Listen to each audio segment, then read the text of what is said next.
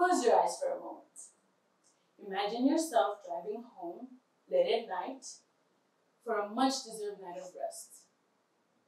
You're tired.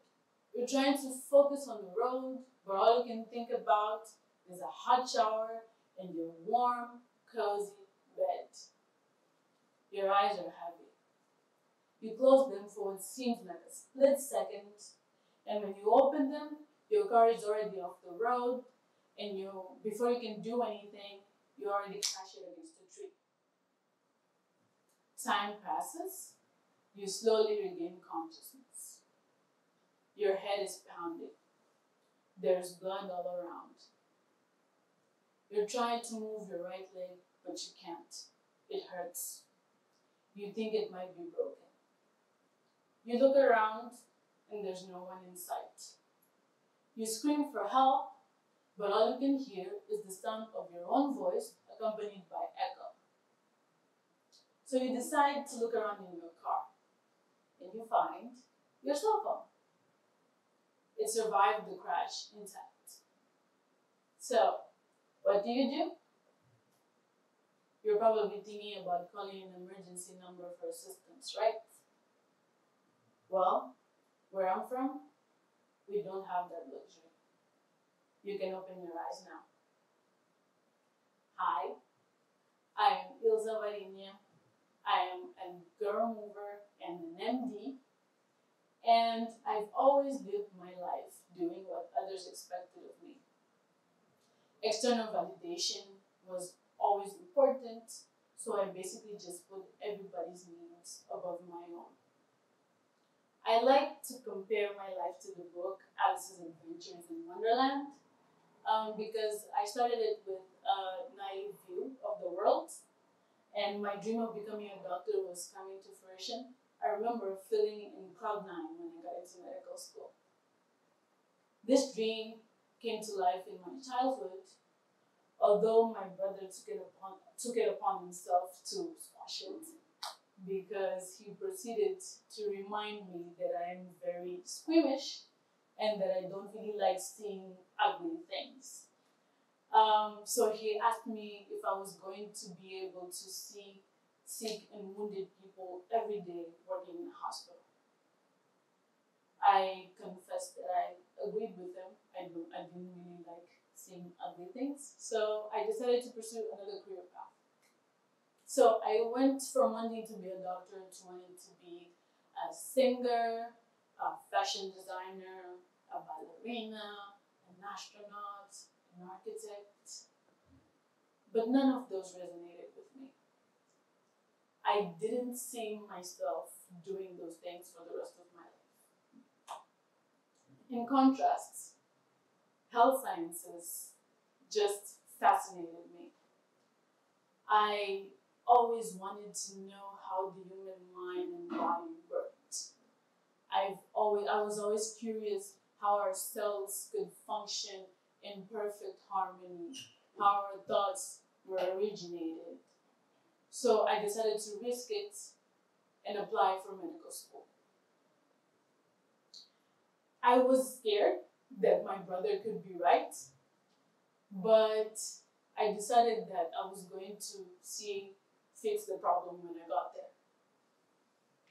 So I got in, yay, and the first 2 years went fairly well. Fast forward to my third year of college. It's the year where the internship starts. So it was going to be the first time that I came into contact with a patient, and I was very, very excited.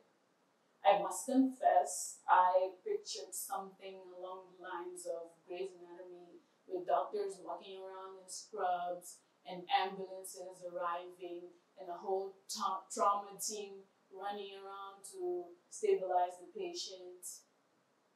But that's not what happened. On my first day going to the hospital, I was mind blown, and not in a good way. The environment was dark and somber, and the rooms were full, and there were patients in mattresses on the floor, and no working conditions at all. And I was shocked. I literally did not know what to do. But I kept going because for me, quitting was not an option. So I found myself in the middle of a full-blown identity crisis, just like Alice when she ran into the caterpillar. And I was questioning myself, questioning who I was and what was my purpose. What did I want to do with the rest of my life? Mozambique is a beautiful and rich country in resources. But in contrast, we are highly affected by poverty. And we have basic, limited, insufficient infrastructures in our public health system. That is even made worse in rural areas, where patients are forced to walk over an hour just to reach a health facility. To give you an idea, around 30% of the population has no access to healthcare, and 50% has access to what we would call acceptable healthcare, which by our standards is not really saying much. To make it all worse, traffic accidents are a major health issue in Mozambique. In 2020 alone, we had over 1,000 accidents with over 2,000 victims. Of those victims, around 40% died and 26.6% were gravely injured. During my internship, I noticed a strange phenomenon. Basically, people arrived in the ER by their own means of transportation. They only came by ambulance when they were transported from another healthcare facility. And this originated a strange phenomenon that occurred in the hospital, which was that the hospitals were full when public health transportation was working, but it was empty when it was not. So one day I decided to ask one of the doctors why that happened, and basically they explained that Mozambique has no emergency medical system. Again, I was shocked, and I confessed that I didn't really believe him. So I decided to test it out, and I called the emergency numbers available at the time. On my first try, nobody picked up. Yes, on my first try, nobody picked up. Second try, the number was disconnected. So if I had been a person in need of actual emergency care, right now I would be dead. So basically, I've had to witness day in and day out cases in which people's patients' outcomes could have been better had help gotten to them sooner. Because we don't have an EMS system, people can't get access to emergency care in useful time. That makes them rely on family or friends or neighbors or even strangers with means of transportation to get them to the hospital.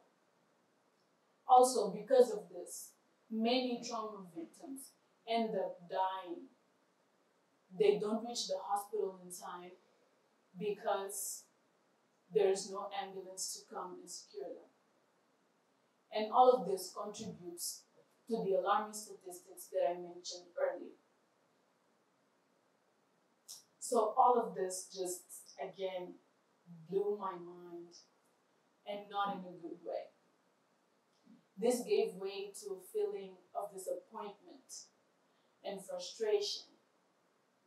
And I felt lost.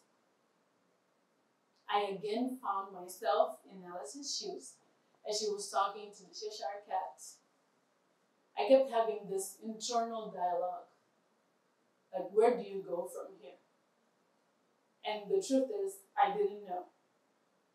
So I basically just told myself, just go anywhere. whatever path you take is fine as long as you get somewhere. After I graduated college, I decided that I couldn't live like that anymore, and I was finally going to take action. I was finally going to do something to, at the very least, mitigate the situation. So I decided that I was going to design and implement an emergency medical system in Mozambique. I know that it's a daunting and ambitious dream, but this year I learned two things. The first is that if my dreams don't scare me, they are not big enough. The second thing I learned this year is that there is no dream that is too big that can't be turned into a reality. So, again, hi, I am Ilza Varínia. I am a girl mover and I'm an MD. And I am a fierce believer that as humans, we're all different, yet we're equal. And we all have the same rights. So as a human, I'm going to work tirelessly to make sure that health, a basic human right, is available to everyone who needs it. Thank you very much.